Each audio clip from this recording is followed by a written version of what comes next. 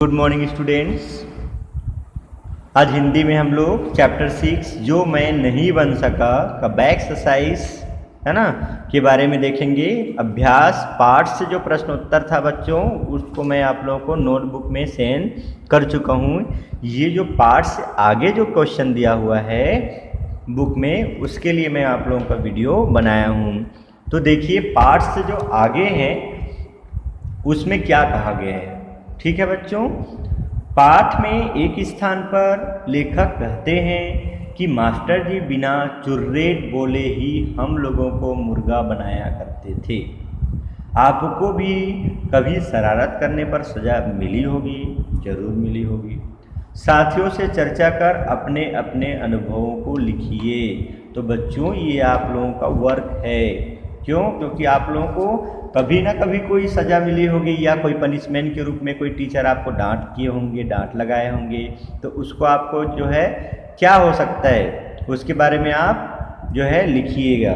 ठीक है, जैसे कक्षा में देर से आने पर मास्टर जी ने कभी आपको कक्षा के अंदर घुसने नहीं दिया होगा, है ना, बाहर ही रहने दिया होगा, या गृह कार्य न करने पर मुर्गा बना दिया होगा, या फिर गृह कार्य न करने पर आपको जो है अलग से चेयर में बैठा दिए होंगे। कुछ भी हो सकता है, आपका निजी अनुभव है उसको आपको लिखना है। ठीक है बच्चों, नेक्स्ट क्वेश्चन है जादू बच्चों को बहुत आकर्षित करता है और अपने है ना, जादू बच्चों को बहुत आकर्षित करता है। आप लोग भी बहुत आकर्षित होते हो और आपने कभी देखा भी होगा।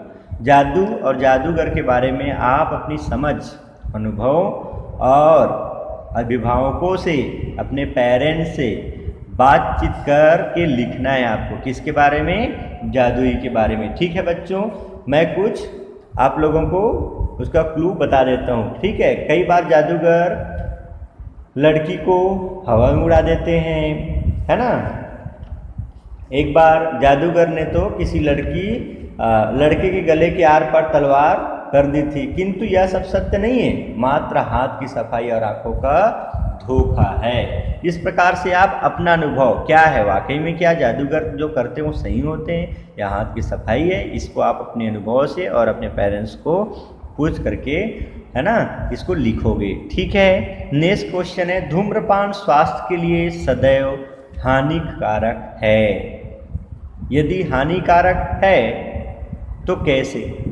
ठीक है, धूम्रपान स्वास्थ्य के लिए सदैव हानिकारक है, इसमें क्वेश्चन मार्क नहीं लगता है ना, सदैव हानिकारक है। ठीक है, तो यदि हानिकारक तो है ही, है ना, कंफर्म है, तो कैसे हानिकारक है, आप उसके बारे में क्या समझते हो?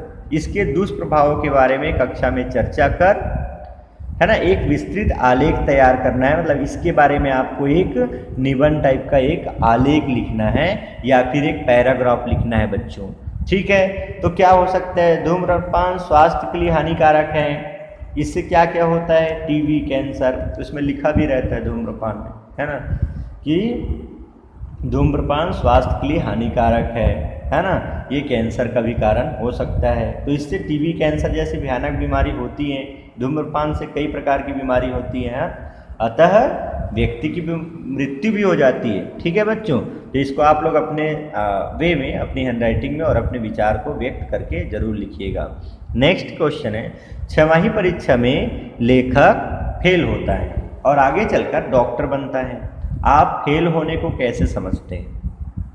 क्या आपको लगता है कि किसी कक्षा में फेल हुए विद्यार्थी अपने जीवन में सफल नहीं हो सकते? इस विषय पर कक्षा में वाद विवाद प्रतियोगिता आयोजित कर इस विषय के पक्ष और प्रतिपक्ष के विचारों को लिखकर कक्षा में प्रदर्शित कीजिए। तो ठीक है बच्चों, ये तो खैर आप लोग अपना एक सब्जेक्ट है, जैसे मैं मीटिंग में भी पूछ सकता हूँ, इसको आप लोगों के लिए, सभी के लिए वर्क है, जितने बच्चे हैं सबके लिए। इस टॉपिक पर आप लोग तैयारी करिएगा। इसको मैं आप लोगों को पूछूंगा मीटिंग में, फिर उसके बाद आप जो है इसको नोटबुक में अपना जो है रफ नोटबुक में इसको, इस सब्जेक्ट की तैयारी करना है आप लोगों को। ठीक है, क्योंकि आप लोगों का ये एक आदर्श एक्टिविटी है जिसमें आप लोगों का जो भाषाई कौशल का विकास हो सके। तो इस प्रकार आप लोग ये विचार करिएगा और फिर सब लोग जो है मीटिंग में इस बात पर चर्चा करेंगे। किस बात पर? कि छमाही परीक्षा में लेखक फेल होता है और आगे चलकर डॉक्टर बनता है। आप फेल होने को कैसे समझते हैं? क्या आपको लगता है कि किसी कक्षा में फेल हुए विद्यार्थी अपने जीवन में सफल नहीं हो सकते? और यदि नहीं हो सकते तो क्यों नहीं हो सकते, और हो सकते हैं तो क्यों हो सकते हैं? इस विषय पर हम जो है वाद विवाद प्रतियोगिता करेंगे मीटिंग के दौरान। ठीक है बच्चों, तो इस पर आप लोग तैयारी रखिएगा। नेक्स्ट क्वेश्चन है, आप बस ड्राइवर, हलवाई, दर्जी, थानेदार, सर्कस का जोकर, आइसक्रीम बेचने वाला और शिक्षक में से क्या बनना चाहेंगे? तर्कपूर्ण उत्तर दीजिए। ठीक है बच्चों, आप बस ड्राइवर, हलवाई, दर्जी, थानेदार, सर्कस का जोकर, आइसक्रीम बेचने वाला और शिक्षक में से क्या बनना चाहेंगे? और यदि ऐसे ही नहीं बोल देना कि मुझे ये बनना है, यदि आप वो चीज़ बनना चाहते हो, यदि आप ड्राइवर बनना चाहते हो, हलवाई बनना चाहते हो, दर्जी बनना चाहते हो, थानेदार बनना चाहते हो, सर्कस का जोकर बनना चाहते हो, आइसक्रीम बेचने वाला बनना चाहते हो या शिक्षक बनना चाहते हो, इनमें से तो है ना क्या बनना चाहेंगे और क्यों बनना चाहेंगे? इसके बारे में आप तर्कपूर्ण उत्तर भी देंगे। ठीक है बच्चों। अच्छा, इसके अलावा आप जो कुछ भी बनना चाहोगे उसके पक्ष में तर्क भी आप लोग दोगे। ठीक है, तो ये तो रहा आप लोगों का पाठ से आगे। नेक्स्ट है भाषा से दिया है बच्चों। ठीक है, पाठ में विभक्ति युक्त शब्द व्यवस्थित रूप में लिखे गए हैं, जैसे राम ने, श्याम को, किताबों में, उसने, मुझ में, हम में से, उसके द्वारा। तो ये क्या है बच्चों? ये तो विभक्ति कारक चिन्ह लगा हुआ है ऐसे शब्दों में। तो ऐसे शब्द को आपको चैप्टर से पाठ में ढूंढना है।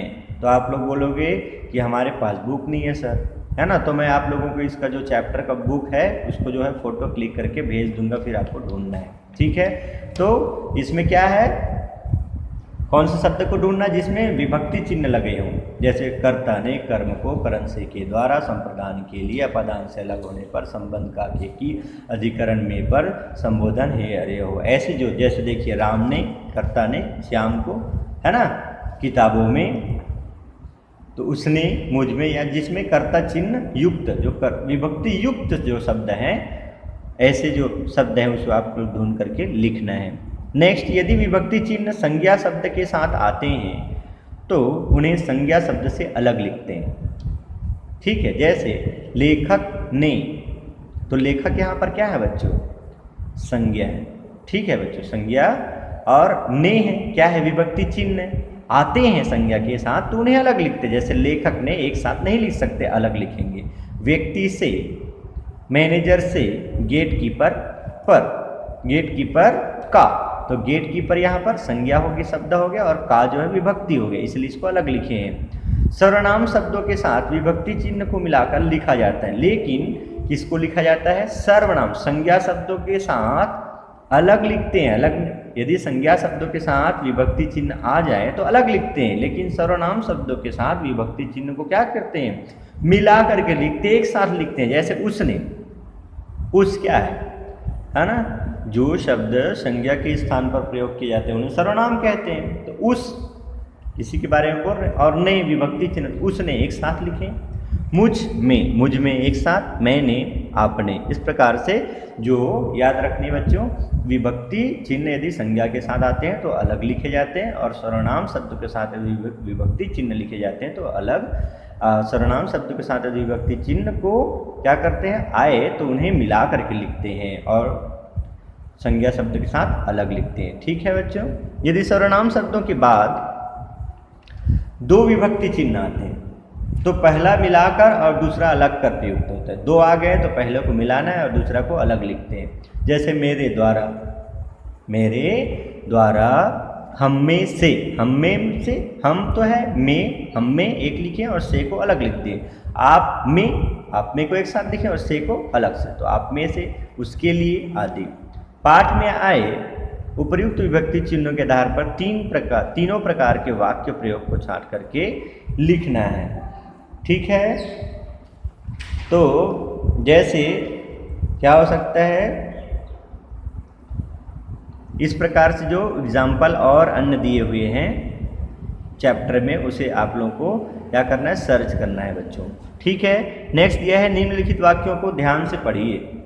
जिंदगी बस उस पेंटर की है, जिंदगी तो बस गेटकीपर की ही है, मेरा यह भी सपना टूट गया। उपर्युक्त उदाहरण के रेखांकित शब्द अव्यय कहे जाते हैं। क्या कहते हैं? अव्यय, अव्यय।